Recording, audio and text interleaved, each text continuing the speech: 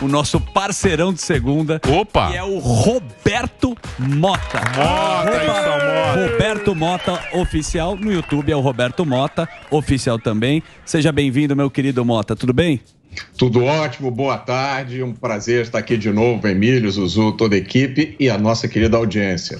Boa, Mota. Tenho acompanhado você lá no Pingos todos os dias, às 18 horas, aqui na programação da Jovem Pan. Quem vai fazer a primeira pergunta? Pois não. Posso fazer? Manda bala. Ô, Mota, já estão tentando malhar o Zema, né? O Zema, ele deu uma declaração falando que tem que defender os interesses aqui do Sul, Sudeste. E a turma já está falando que o Zema é contra o Nordeste. Tem jornalista, inclusive, tomando checada do Twitter, falando, o Zema não quis dizer que ele é contra o Nordeste. Ele só está querendo defender os interesses do Sul e Sudeste.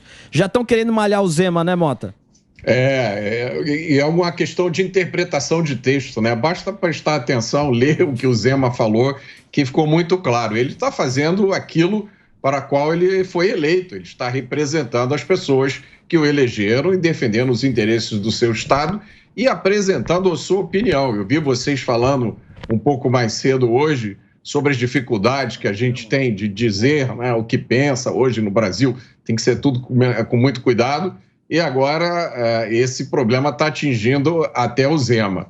Eu acho que isso tem muito a ver com as expectativas para 2026, com tudo isso que está acontecendo no Brasil hoje. Fica a perspectiva, né, de quem será o candidato da direita, quem será o candidato que vai se opor ao candidato da esquerda em 2026. Tem dois nomes fortíssimos, que são os do governador Tarcísio e do governador Zema, só que o Tarcísio ainda tem a chance de ir para um segundo mandato como governador. Sim. O Zema não teria isso. E o perfil do Zema, eu acho que talvez ele preocupe mais a turma da esquerda do que um político mais declaradamente de direita. O Zema tem um perfil muito contido, muito moderado, e faz, às vezes, algumas declarações um pouco mais firmes. Eu acho que isso causa preocupação em muita gente da esquerda.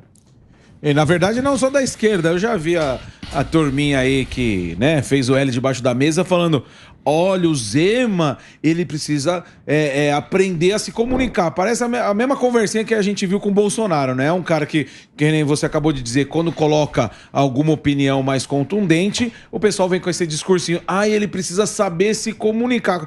Como que é o candidato perfeito, na opinião dessa turma que fala que não é de esquerda, mas vai e faz o L embaixo da mesa? Você sabe como que é, né? A liberdade de dizer o que se pensa só vale para um lado do espectro político. Né?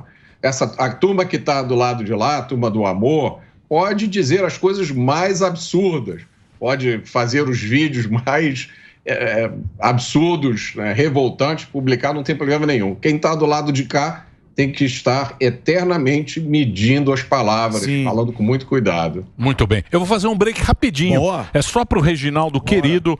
Reginaldo, o seu break aí, ó. Manda bala que a gente continua aqui nas plataformas. Você do rádio, muito obrigado pela grande audiência aí em todo o Brasil. Vai lá, Reginaldinho. Opa. Muito bem. Mas, ô Mota, mas isso aí também é um pouco de hipocrisia, né? Vamos ser honestos, vamos ser sinceros. Tira do contexto. Porque esse papo aí também, eu acho que não cola mais. Esse negócio aí, você vê das polícias, o negócio de, o bandido é pobre, o bandido é não sei o quê, a polícia é extremista, a polícia é má. Isso aí não pega mais, cara. Isso aí não pega mais. Isso aí é um papo de 30 anos atrás. E eles tentam colar... Não pega mais. Se você for no povo mesmo, se você vai lá... E eles tentam, né? Eles vêm com a mesma conversa. Por que, Mota? Qual é o interesse? Isso aí, Emílio, é um fenômeno, em certa medida, global. Né? Existe no ar hoje, essa turma que domina a cultura, que domina o discurso público, existe uma atitude antipolícia, né? Vamos lembrar, durante a pandemia, nos Estados Unidos, aquele movimento Black Lives Matter que vinha com grito de guerra para acabem com a polícia, né? Abolish the police. Na França, há pouco mais de um mês, houve um incidente, parece com esses incidentes que acontecem aqui no Brasil, né? Durante uma blitz policial, morreu uma pessoa e aí aconteceu uma série de tumultos, quebra-quebra. Então isso é, em certa medida, um fenômeno global. Mas aqui no Brasil já tem 30 ou 40 anos que isso está acontecendo. A maioria da mídia adotou um discurso de demonização da polícia e vitimização dos criminosos, e essa é a resposta automática. Quando acontece qualquer coisa, boa parte da mídia não se dá mais nem ao trabalho de analisar, de entender o que foi que está acontecendo, de ouvir as pessoas envolvidas, né? Só para citar um caso aqui, no episódio do Guarujá, depois que aconteceu aquela primeira operação, os criminosos saíram de lá e fizeram emboscada contra uma dupla de policiais em Santos. Uma policial foi baleada pelas costas, com 2 tiros de fuzil. E um dos veículos de mídia que anunciou esse episódio descreveu isso com a seguinte manchete: troca de tiros entre suspeitos e a polícia militar. Olha só essa expressão, troca de tiros. Como assim? Os 2 policiais sofreram uma emboscada. A policial foi baleada pelas costas. E aí, o mais curioso, né, dependendo do ponto de vista revoltante, é que os bandidos foram filmados fazendo isso. Tem um vídeo que mostra isso. E aí eles são chamados de suspeitos. Como é que a pessoa aparece com um fuzil num vídeo, atirando num policial, e o melhor adjetivo que você tem para usar para descrever esse cidadão é suspeito, né? Então tem uma coisa muito errada aí. Muito bem. É o suspeito com guarda-chuva, né? Sim. E, Mota, falando na questão da descriminalização das drogas, o que você achou aí dessa nova empreitada aí da corte? Tem 2 aspectos dessa questão que vale a pena a gente mencionar. Primeiro, é que isso não é uma decisão para ser tomada dessa forma. O fórum correto para se tomar qualquer decisão sobre esse assunto é o legislativo, são os representantes do povo. Ou então, através, né, como me parece que alguns deputados estão fazendo essa proposta, através do referendo. O povo ou elege alguém para tomar essa decisão, ou o povo toma essa decisão ele mesmo. Não me parece que essa seja uma decisão que deva ser tomada por pessoas que não foram eleitas. E aí tem o segundo aspecto dessa questão, né? O uso de drogas no Brasil, ele ainda é crime, mas desde 2006 ele não dá mais pena de prisão.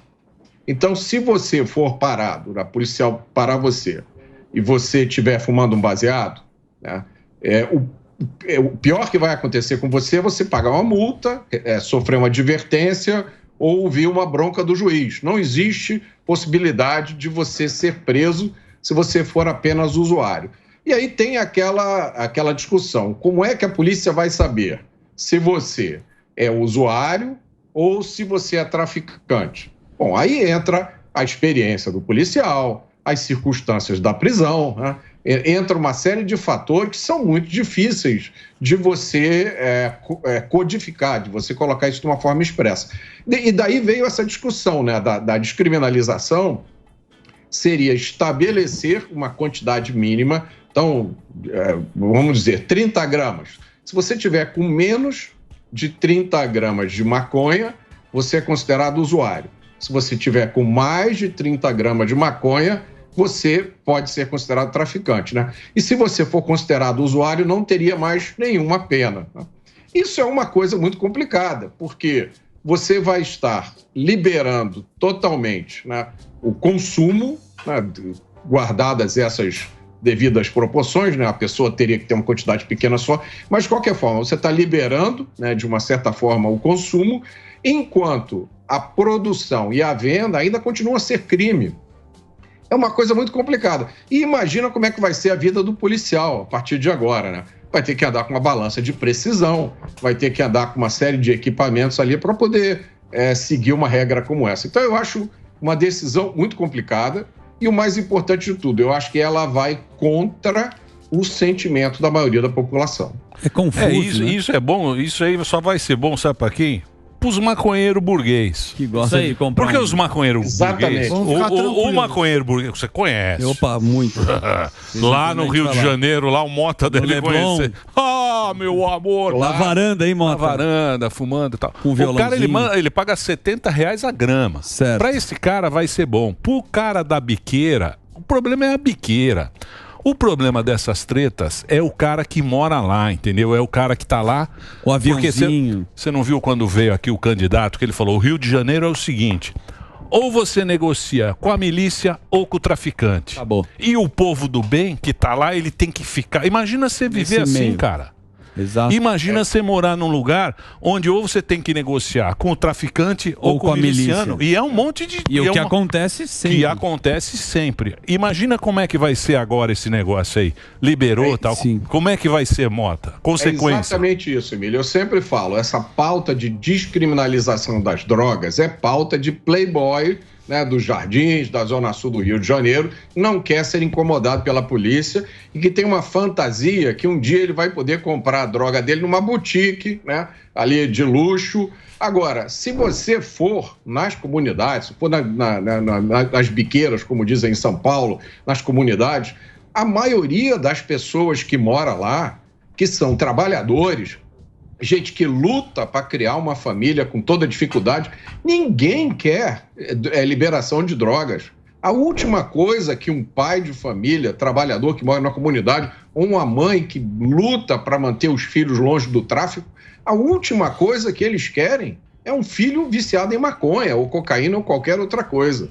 A gente tá falando de maconha, mas pode se estender para outras drogas, né, Mota? Pode vir, como você falou, pode vir para cocaína também. Entrou essa discussão. E a outra coisa é quem tá preso com o porte que foi 30, 60 gramas, ele vai ser solto? O cara, depois que essa lei for aprovada? Isso aí é uma boa pergunta, porque se o tráfico de drogas, né, se as drogas em geral fossem legalizadas sem qualquer tipo de limite, aí a lei retroage para beneficiar o réu. Então, no momento em que todas as drogas forem legalizadas, todo mundo que está preso por tráfico tem que ser solto, porque o crime deixa de existir. Nesse caso específico, eu acho que a situação é diferente. Agora, o ponto que você levantou é muito importante. Por que dar esse tratamento para maconha e dar um tratamento diferente para cocaína? É lógico que essa discussão vai vir aí, né? Por que dar esse tratamento para maconha e não dar o mesmo tratamento para o crack? Né? Não tem nenhuma lógica. Ô, Mota, e tem também o pessoal que tá plantando, né? Que vai poder plantar em casa e aí vai ter um outro tipo de comércio, vai ter um monte de concorrência. Acredite você ou não, já existem vários casos no Brasil de pessoas que receberam autorização judicial para plantar maconha em casa, dizendo que é para uso medicinal, né? Só que tem o seguinte, o cara recebe uma autorização para plantar, mas lógico, não tem nenhum tipo de fiscalização, ninguém vai lá verificar se você está plantando 5 pés, se você está plantando 10. Isso é uma coisa que não tem nenhum tipo de verificação depois. Mota, tá aqui na pauta a questão da Petrobras. A gente falou bastante aqui no programa da Petrobras estar segurando o preço, a gente lembrou o problema histórico que teve na Dilma e agora a Petrobras sinaliza um caminho que está ignorando a paridade internacional, que inclusive foi um remédio para não ter esse abuso. Eu queria a sua opinião sobre o lucro da Petrobras e o caminho que ela está seguindo. É um filme que a gente já viu, né, Sami? É um filme que a gente já viu, a gente já sabe um enredo. O preço dos combustíveis, ele varia em função de vários fatores. Você tem o preço do petróleo no mercado internacional, o valor do dólar, a quantidade de impostos que incidem sobre os combustíveis. Agora, o que não dá para fazer, o que não pode acontecer, é a Petrobras comprar o combustível lá fora e vender aqui dentro com preço menor do que deveria ser. Para fazer uma política com o preço dos combustíveis, qual é o resultado disso? A redução do lucro. O lucro que a Petrobras teve no ano passado foi muito grande, esse ano vai ser menor, até que deixa de ter lucro e passa a ter prejuízo. Esse é um problema, sabe, que vem do uso político da Petrobras. O outro, que talvez seja tão grande ou maior ainda, é o uso do plano de investimentos da Petrobras, que é de centenas de bilhões de dólares, para finalidades políticas, né? Então, você constrói refinaria onde não precisava, você compra refinaria sucateada, e isso é um filme que a gente já viu. E o que é mais importante das pessoas entenderem, a conta acaba sendo paga por todos nós. Se a Petrobras tem prejuízo, quem vai cobrir o prejuízo da Petrobras somos nós no final, é o povo brasileiro. É isso aí, Mota. Só no nosso. É isso aí. É só no nosso, velho. É só no nosso que vem. E o papo agora é o Zema, né? O Zema. É verdade. Narrativa. O Zema agora virou. Agora virou aquele negócio. Nós contra eles. A narrativa, porque eu acho também, eu vou dizer uma coisa pra você, eu também acho uma puta de uma babaquice esse negócio de ficar de Nordeste contra não sei o quê. Então, mas é a narrativa, porque o consórcio Nordeste não foi chamado de xenofóbico. Calma, gordão, você tá muito nervoso. Calma. Vamos analisar a situação como um todo. Narrativa. Como brasileiro que somos, certo? Esse papo é o quê? Os caras primeiro fizeram com a polícia. Certo. Isso. A polícia juntou aqui a polícia do Sul, do Paraná, de Santa Catarina, fizeram aqui para tentar fazer um grupo. Sim. Você acha isso interessante, Mota? Ou não? De você... como é que eu posso explicar isso? Porque não é uma divisão, né? Não é um... É um foco, na verdade. É uma frente. Uma frente ampla. Emílio, eu acho que seria muito bom para o Brasil se a gente fosse uma federação de verdade, como são os Estados Unidos. Tá? É uma federação onde os estados têm grande autonomia. Inclusive, por exemplo, só para dar um exemplo que tem a ver com o que a gente está falando, nos Estados Unidos, a lei penal é estadual, né? Tem a lei penal federal, mas cada estado tem a sua legislação penal. Então, num determinado estado existe pena de morte, no outro não existe. Então, eu acho que garantir a autonomia dos estados é valorizar o voto do cidadão. E também entender que o Brasil, nós temos diferenças regionais. Então, a realidade de um estado na região sul do país é diferente da realidade de um estado na região norte. Então, eu acho que os estados têm que ter autonomia. Eu não acho que valorizar a autonomia seja dizer que a gente despreza uma parte do Brasil. Pelo contrário, se a gente pegar algumas partes do Brasil, como o Nordeste, por exemplo, é uma região que é historicamente vítima de políticos populistas que querem manter ali as pessoas em condições difíceis para continuar. Exatamente. Então... Gestão ruim. Então, mas para entender, essa treta aí desse negócio é o quê? É baseado na reforma tributária? É isso? É por isso que eles estão... É isso, Sami? Que eu não entendi. Na verdade, isso vem... A princípio... Mas não é só por causa disso. Hoje já tem problema. Mas se você pegar a reforma tributária, esse negócio como é que eles chamam lá? Que eles vão ter o conselho. Conselhão. O conselhão são quantos no conselhão? Quantos são no conselho? Não é muito. Não, eram 4 de representantes. Não é muito no conselho. O conselho que é o presidente que tem o dinheiro. Sim.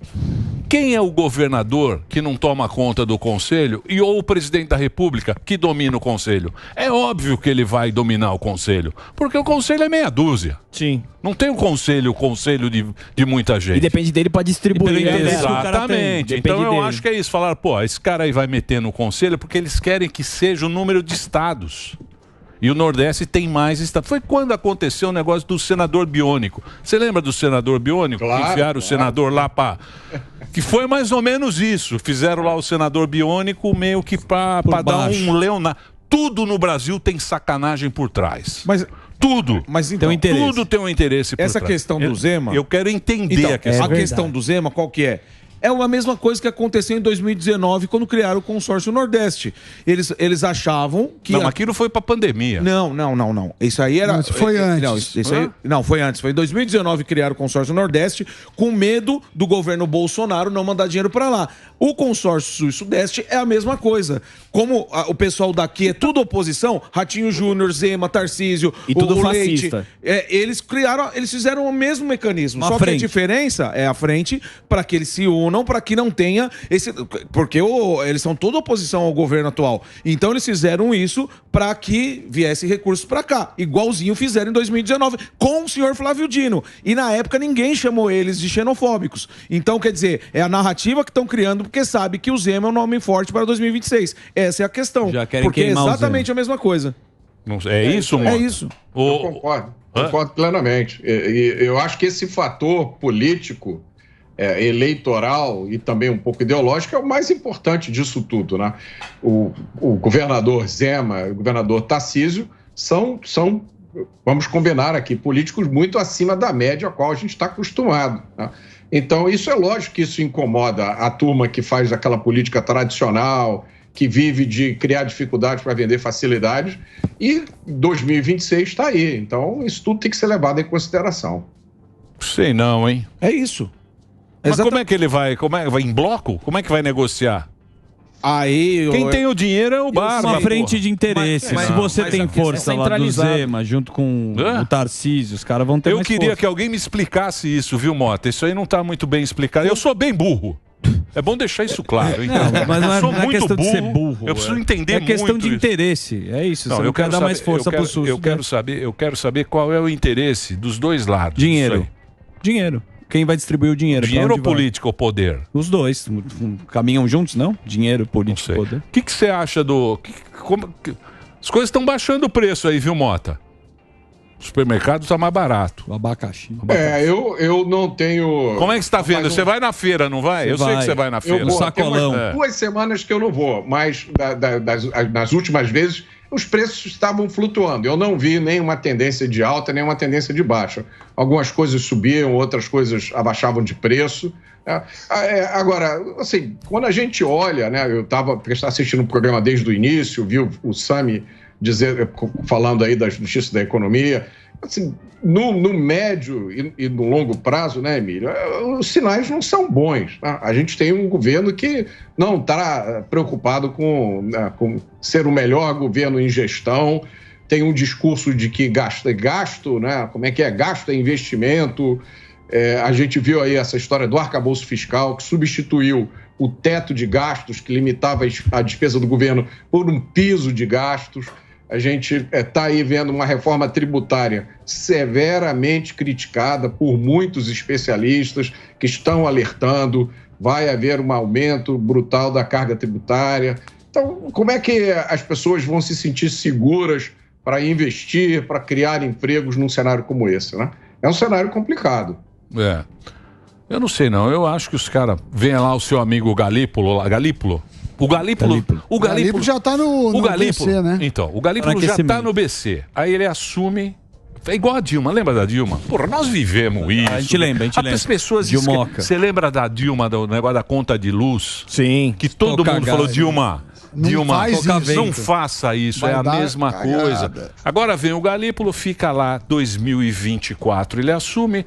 A campanha é 26, solta dinheiro pra turma, a gente acha que tá bom, Lulinha, paz e amor, aquela foto vem no negócio, reeleição, aí vem a trolha. Aí quando vem, você fala, já tá dominado. Ai, Mota, que saudade do Guedes, careca. Mota, aquela careca. Não sei não, viu, bicho, eu acho que vai pro mesmo caminho. Também acho. Eu acho que vai pro mesmo caminho. Dos vizinhos. Vai. Bom, já conhece a rota. Bom. Ô Mota, pô, obrigado, cara. Obrigado pela sua participação. A gente tava com saudade semana passada. Você tá de férias, né? Eu tirei uma semaninha. Eu vou tirar também. Tava em Paraty. Eu vou sair de férias, viu? Até o final do ano. Ele vai férias eternas. Não, vai aproveitar esse finalzinho do ano. Sim. Já estamos em setembro, lógico. Porra. Obrigado, viu, Mota? Ó, Mota, mostra o livro aí, Mota. Saiu agora a 2ª edição do livro do Mota, que está aí à venda em todo o Brasil. As redes do Mota aí nas redes sociais, Roberto Mota Oficial. o YouTube e o Instagram, aí está. Jogando para ganhar, que é isso que eu ganhei, já tem. Exatamente. O Mota está aqui participando da programação da Jovem Pan. Obrigado, Mota. Um abração, um abraço pro Rio de Janeiro. Um abraço.